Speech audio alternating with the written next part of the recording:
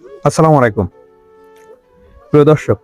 নবম pay scale এবং 2-2-4 মিলে গেল অঙ্কটা। কেমন ভাবে নবম পে স্কেল এবং 2-2-4 মিলে গেল সে বিষয়ে আলোকপাত করব এবং এই বিষয় সম্পর্কে জানতে আপনারা ভিডিওটি সম্পূর্ণ দেখতে থাকুন এবং বুঝতে থাকুন কি হবে। 2025 সালে নবম পে স্কেল দেওয়ার জন্য অন্তর্বর্তী সরকার পে কমিশন গঠন করে।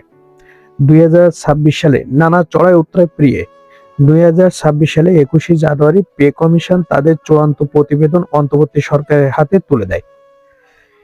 অন্তর্বর্তী সরকার এটাকে 21শে জানুয়ারি চূড়ান্ত রিপোর্ট পাওয়ার পরে 12ই ফেব্রুয়ারি নির্বাচন থাকায় এই শর্ট সময়ে গেজেট প্রকাশ করতে পারি নাই। না পারলেও তারা একটা কথাই বলছেন যে তারা পে স্কেল বাস্তবায়নের জন্য অর্থ সংস্থান অলরেডি করে গেছেন। বাজেট সংশোধনীতে 22,000 কোটি টাকা সংযোজন করছেন এবং পে স্কেলকে এমন ভাবে সাজিয়ে যাবেন যাতে পরবর্তী সরকার এসেও এটাকে ভ্যালিড না করতে পারে। আবার এই মুহূর্তে আমরা যেটা বুঝতে পারছি সেটা বাংলাদেশের প্রধান রাজনৈতিক দল বিএনপি তারা সরকার গঠন করতে যাচ্ছে।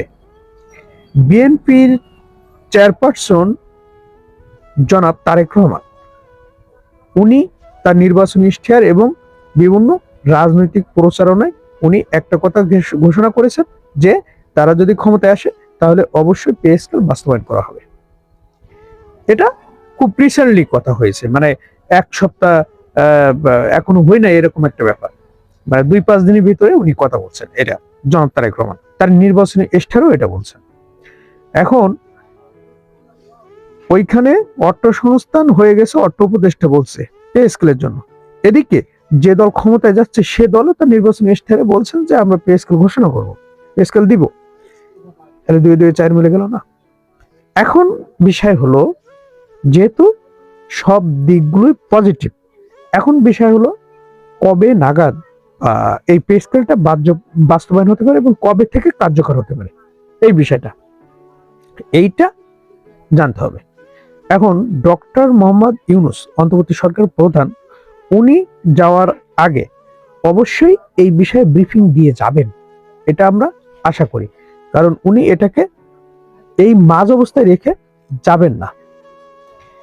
আর সরকার মানে পরবর্তী যে সরকার আসবে ক্ষমতা গ্রহণের সাথে সাথে ওই সরকারের সাথে বাংলাদেশের নিয়োজিত সরকারি কর্মচারী দাবি আদায় ঐক্য পরিষদের নেতৃত্বে অবশ্যই যেন তাকে বরণ করে নেওয়া হয় এবং ফুলের মালা দিয়ে বরণ করে দিয়ে কর্মচারীদের যে অসুবিধাগুলো আছে, সুযোগ সুবিধা অসুবিধা, তাদের যে মানবতার জীবন, এইগুলোকে ওনার সামনে জনাব তারেক রহমানের কাছে সুন্দরভাবে উপস্থাপন করা বা প্রেজেন্টেশন করা।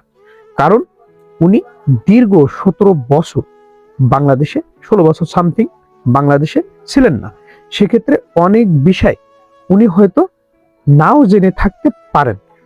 অতএব তার কাছে এই টোটাল বিষয়গুলো ক্লিয়ার করা হলে উনি আরো বিষয়টা পরিষ্কার হতে পারবেন যে পে স্কেলটা কতটা গুরুত্বপূর্ণ এবং কত দ্রুত দেওয়া উচিত।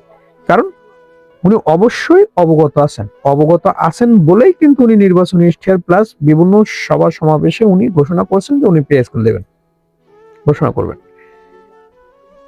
উনি একমাত্র ব্যক্তি হবে যিনি পে স্কেল ক্ষমতায় এসেই ঘোষণা করবে।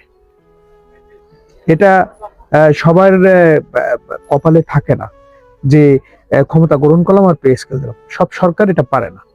যদি পারত তাহলে বিগত যে সরকারগুলো ছিল তারা তাদের প্রত্যেকটা সময় পে স্কেল ঘোষণা করতে পারত, কিন্তু সেটা কিন্তু হয় নাই।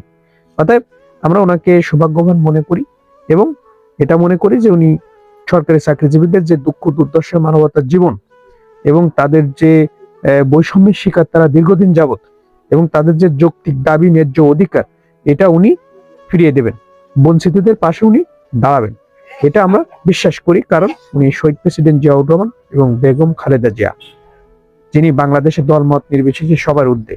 কারণ আপনারা এটা ওনার জানা যায়, বুঝতে পারছিলেন। অতএব বাংলাদেশের সরকারি কর্মচারী, আধা সরকারি, স্বায়ত্তশাসিত সকল কর্মচারী 22 লক্ষ প্লাস তাদের ফ্যামিলি সহ আশা করে যে দেশ নায়ক জনাব তারেক রহমান এই পে স্কেল ঘোষণা করবেন। তো প্রিয় দর্শক, ভালো থাকবেন এবং আমাদের ভিডিওটি ভালো লাগলে অবশ্যই সাবস্ক্রাইব করবেন। আসসালামু আলাইকুম।